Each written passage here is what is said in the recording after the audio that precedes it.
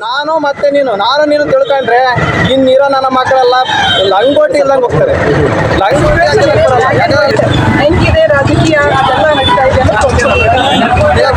ಯಾಕಂದ್ರೆ ಅಲ್ಲಿ ನೋಡಿದ್ರಲ್ಲ ರವಿಶಂಕರ್ ಅವರ ಪಾತ್ರವನ್ನ. ಇದು ಪಾತ್ರದ ವಿಶ್ಲೇಷಣೆ, ಇದು ರಿವ್ಯೂ ನಾವು ಮಾಡಬೇಕಾಗಿರೋದು. ಪ್ರತಿಯೊಂದು ಅಂಶಗಳನ್ನ ಫಿಲ್ಮ್ ನೀವೇ ತಿಳ್ಕೊಂಡ್ಬಿಟ್ಟು ಆಂತರಿಕ ಪ್ರಪಂಚ ಕೂಡ ಇನ್ನೇನು ನೋಡ್ಕೊಳಕ್ಕಾಗಲ್ಲ ಅಂದ್ರೆ ಪ್ರಪಂಚ ಯಾಕೆ ನೋಡ್ತೀಯಾ? ಫಸ್ಟ್ ನೀವು ನಾನು ಅದು ಒಳ್ಳೆ ಫಿಲಮ್, ಅದೇ ಏನು ಮಾಡೋಕ್ಕಾಗಲ್ಲ. ಅದೇ ಫಿಲಮ್ ಅಂತ ಸೈಕ್ ಎಲ್ಲ ಜಲಿ ಸಿನಿಮಾ ಎಷ್ಟು ಅರ್ಥಗರ್ಭಿತವಾಗಬೇಕಂತಂದ್ರೆ ನಾವು ನೋಡ್ಬೇಕಾಗಿರೋದು ಪ್ರಪಂಚದ ಹೆಂಗಿದೆ ಏನೋ ಗೊತ್ತಿಲ್ಲ.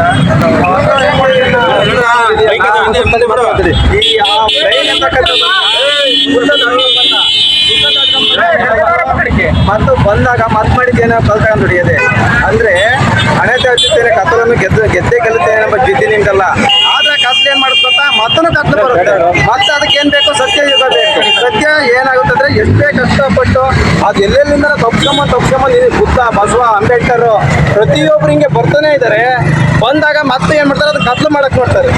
ಆ ಕತ್ಲು ಮಾಡ್ತಕ್ಕಂಥದ್ದನ್ನ ಅದು ಯಾರು ತಿಳ್ಕೊಬೇಕಂದ್ರೆ ನಾನು ಮತ್ತೆ ನೀನು ತಿಳ್ಕೊಂಡ್ರೆ ಇನ್ನಿರೋ ನನ್ನ ಮಕ್ಕಳೆಲ್ಲ ಲಂಗೋಟಿ ಇಲ್ದಂಗೆ ಹೋಗ್ತಾರೆ. ಲಂಗೋಟಿ ಹಾಕಿನಕ್ ಬರಲ್ಲ. ಯಾಕಂದ್ರೆ ಅಲ್ಲಿ ನೋಡಿದ್ರಲ್ಲ ರವಿಶಂಕರ್ ಅವರ ಪಾತ್ರವನ್ನ. ಇದು ಪಾತ್ರದ ವಿಶ್ಲೇಷಣೆ, ಇದು ರಿವ್ಯೂ ನಾವು ಮಾಡಬೇಕಾಗಿರೋದು. ಪ್ರತಿಯೊಂದು ಅಂಶಗಳನ್ನ ವಿಶ್ಲೇಷಣೆ ಮಾಡಿ ಪಾತ್ರದ ವಿಶ್ಲೇಷಣೆ ಹೇಗೆ ತೋರಿಸಿದ್ದಾರೆ. ಕಲ್ಕಿ ಮತ್ತು ಸತ್ಯ ನೋಡ್ರಿ, ದೇವರನ್ನ ಕಾಲಿಡಕ್ ಹೋಗ್ತಾನೆ. ನಾವು ಸೃಷ್ಟಿ ಮಾಡಿರೋ ದೇವರು, ನಾವು ಸೃಷ್ಟಿ ಮಾಡಿರೋ ದೇವ್ರು ನಾನು ತುಳಿತೀನಿ, ನನ್ನ ಸೃಷ್ಟಿ ಮಾಡಿರೋ ದೇವ್ರನ್ನ ನಾನು ತುಳಿಯಲ್ಲ ಅಂದಾಗ ನೋಡ್ರಿ ಜನ ಏನ್ ಮಾಡ್ತಾರೆ? ಆ ಜನಕ್ಕೆ ಗೊತ್ತಿದೆ ನಮ್ಮ ಜನ ಅಂತ ಸತ್ಯ ಬರ್ತಾನೆ. ಸತ್ಯನ್ನ ಏನ್ ಮಾಡ್ತಾರೆ? ಕಲ್ಲ ಕೊಡಿಸ್ತಾ ಇರ್ತಾರೆ. ಅದಕ್ಕೆ ನಮಗೆ ಆ ಸತ್ಯ ತಿಳಿಬೇಕು. ಸತ್ಯನ ಮಾಡಿ ಯಾಕೆ ಹೊಡೆದ್ವಿ ಅನ್ನೋ ಸತ್ಯ ನಮಗೆ ತಿಳಿದ್ರೆ ಈ ಫಿಲಮ್ ಅಂತಕ್ಕಂಥದ್ದು ಇನ್ನು ಎಷ್ಟು ಜನ್ರೇಷನ್ ಬಂದ್ರೂ ಇದು ಪ್ರತಿಯೊಬ್ಬರಿಗೂ ಹೊಸ ಉತ್ತರವಾಗಿ ನಮಗೆ ಗೋಚರಿಸುತ್ತೆ. ಈ ಫಿಲಮ್ ಅಂತಕ್ಕಂಥದ್ದು 100 ಥರ ಕಾಣಿಸುತ್ತೆ 100 ಜನಕ್ಕೆ. ಇದೇ ಈ ಫಿಲಮ್ ರಿವ್ಯೂ. ಚೆನ್ನಾಗಿದೆ ಸರ್ ಫಿಲಮ್.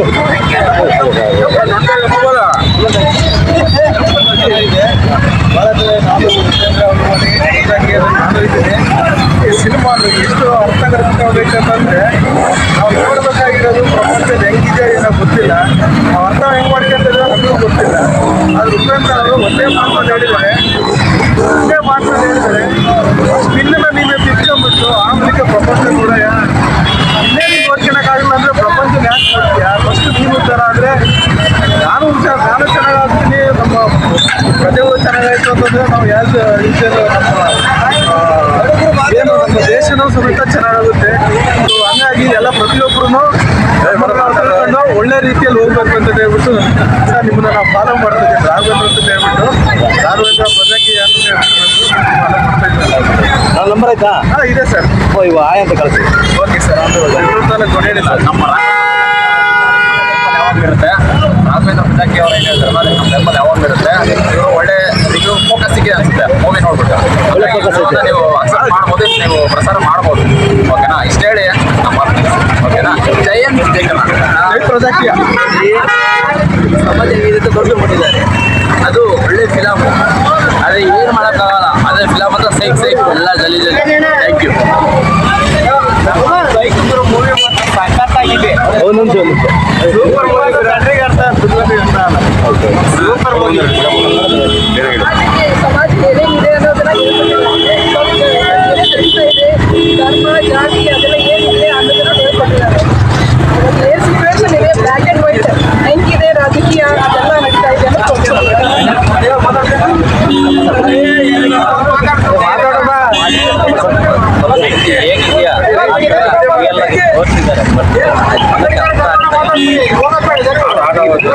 ಚೆನ್ನಾಗಿದೆ.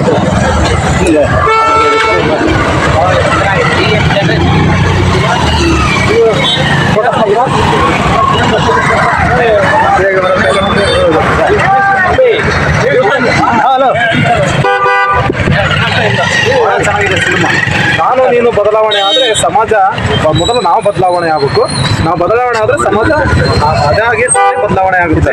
ಸತ್ಯ ಮಾತಾಡೋರ್ನ ಕಲ್ಲಲ್ಲಿ ಹೊಡೆಯೋ ಕಾಲ ಇನ್ನೂ ಇದೆ ಅಂತ ತೋರಿಸ್ತಿದ್ದಾರೆ. ಬಹಳ ಚೆನ್ನಾಗಿದೆ.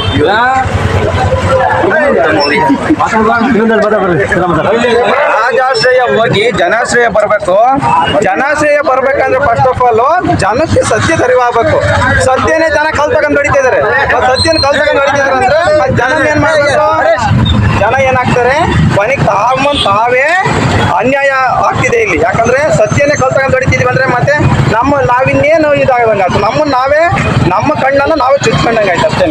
ಸತ್ಯ ಅಂತ ಹೇಳಕ್ ಹೋದ್ರೆ ಕಲ್ ತಗೊಂಡು ಹೊಡಿತಿದೀವಿ ಅಂದ್ರೆ ಮತ್ತೆ ನಮ್ಮನ್ನ ನಾವೇನು ತಿಳ್ಕೊಂಡ್ವಿ ಅದಕ್ಕೆ ನೀನು ತಿಳ್ಕೊಂಡ್ರೆ ಮೂರನೇವನು ಬರಲ್ಲ. ಇದು ಸತ್ಯಯುಗದ ಆರಂಭ ಅಂತಕ್ಕಂಥದ್ದನ್ನ ಒಂದೆರಡು ಕ್ಯಾರೆಕ್ಟರ್ ಇಟ್ಕೊಂಡು ವಿಶ್ಲೇಷಣೆ ಮಾಡಿದ್ದಾರೆ. ಓಕೆ, ತುಂಬ